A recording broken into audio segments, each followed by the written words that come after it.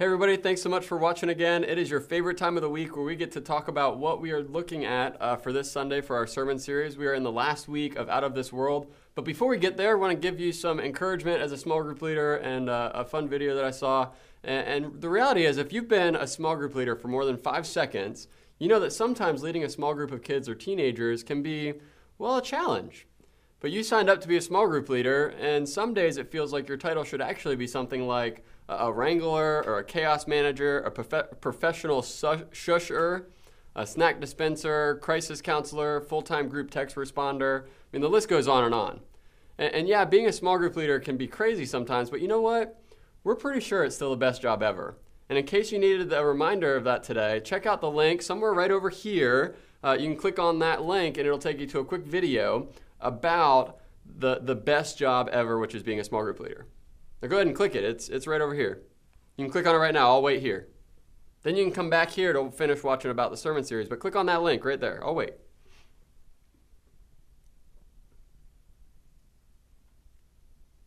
All right, so now that you've already watched that video, we believe that when you work with kids and teenagers, you are literally changing the future. So thank you for everything you do with us here, part of Anona Student Ministries, and what we do and what we're about with our teenagers and our families. Now, the past couple weeks with our sermon series of Out of This World, we've been asking the question of what does it look like for us to live in a world, but at the same time live as citizens of heaven? In other words, how can we be part of this world and part of God's kingdom at the same time? Now, we've said that living as citizens of heaven involves making some out-of-this-world decisions that go against what we naturally want to do. And sometimes they even seem foreign to the people around us. Now, think about this. Have you ever had a crazy dream? Have you ever drifted off and thought about something totally bizarre, and then you come to your senses and think, how in the world did I end up thinking or dreaming about who would survive longer in the zombie apocalypse? Now, our brains are crazy things. I often wake up, remember a dream, and then wonder if there's something seriously wrong with me. It's just not good sometimes. My brain controls my dreams, but I seem to have zero control over it, which makes what we're going to talk about this week even more challenging. Taking control over what we think about. I know that sounds weird. You're probably thinking, I can't decide what to think about. Who even knows where the thoughts come from sometimes? They just appear out of nowhere. We just don't spend much time thinking about our thinking. But it's not good to have so little control over what we think about. Why? Because ultimately, our thoughts play a big part in our behavior. In other words, what we think about often determines what we do. And if that's the case, maybe we should start to think about what we're thinking about more. But most of us don't. Most of us let our thoughts drift off wherever they want to go and stay there. And there are two problems with this. First thing is negativity. We don't have to work hard at all to be negative about our thinking. It's natural. It's automatic. Our culture loves negativity. Let's face it, fear sells. Have you ever watched 10 minutes of the news? Negativity is powerful. And if we aren't careful, it will take charge of our thinking in a hurry. The second thing is habits. Thinking is a habit. Our brain connects everything we see and hear to a pattern in our minds. If that pattern is negativity, our thoughts will drift that way. If we have a pattern of thinking the best, our thoughts will drift towards the best. Here's why this is a big deal. I bet there are some thoughts that have hung out in your brain so long that you don't even recognize them as being untrue anymore. So it's obvious. Controlling our thoughts is difficult. Taking back the reins of our thinking is tough work. But even though it seems like thoughts are impossible to control, is our answer just to simply let our thoughts run the show? Shouldn't our thoughts help us to make our lives better instead of worse? If thoughts really are such a big deal, and if they have the power to influence our lives, then what are we supposed to be thinking about anyway? This week, we're going back to the book of Philippians, a letter Paul wrote, who wrote most of the New Testament, and Paul encourages the church in Philippi to give them some insight on how to live in a way that's out of this world. Now, in Philippians chapter 4, verse 8, Paul writes, "And now, dear brothers and sisters, one final thing." This is the very end of Paul's letter, and you get the feeling that he wants to save the best for last. So he leaves them with this truth as a last impression. He says, "Now, dear brothers and sisters, one final thing. Fix your thoughts on what is true." Fix our thoughts, he says. Meaning we might actually have some control over what we think about, what we focus on, and what we allow to fuel our attentions and our attitudes and actions.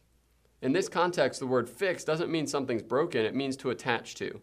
In other words, maybe we choose what we attach our thoughts to.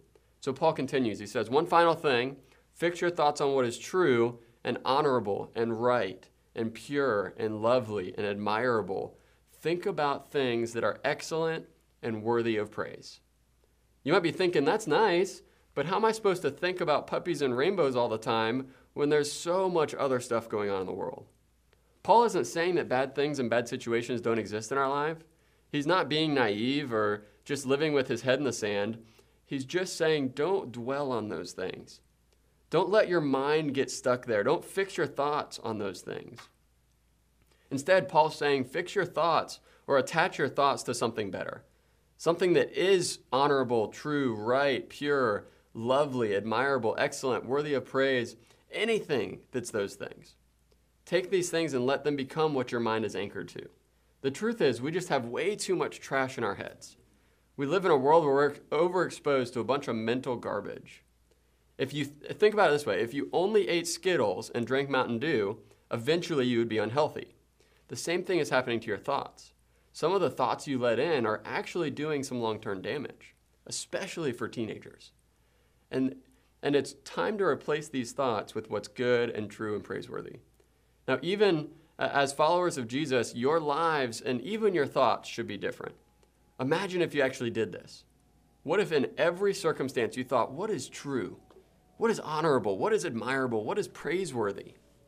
Now, Paul wraps up this passage by telling us what happens when we begin to take control of our thoughts. He says, keep putting into practice all you have learned and received. Everything you hear from me and see me doing, then the God of peace will be with you. That's a pretty big promise. When you change your thinking, you get peace. How much peace do you feel right now in your life? Can you imagine if you started to take control of your thoughts? Could you imagine what a life of peace would look like? Think of it this way. Where your thoughts go, you go. When you're thinking different, your life will be different. And you'll experience the life that God has for you. Where your thoughts go, you go. It sounds nice, but how are we supposed to do it? I want to give our students easy ways to remember this and to begin to change their thoughts. So whenever your thoughts start to drift out of control, I want you to think about the word go. Go, 2 simple letters that can change your thinking. The letter G, I want you to start thinking about gratitude. This is a great way to focus on what Paul said.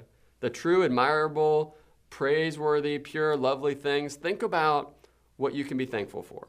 And the letter O, you can focus on others.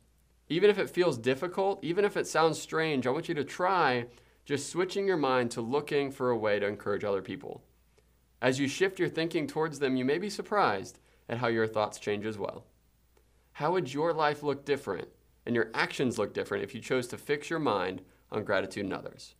I care about each one of you and each one of our students, and I want you to have the best life possible. And part of that is changing the way you think. When you're tempted to go negative in your thinking, remember the word go and turn your thoughts toward gratitude and others.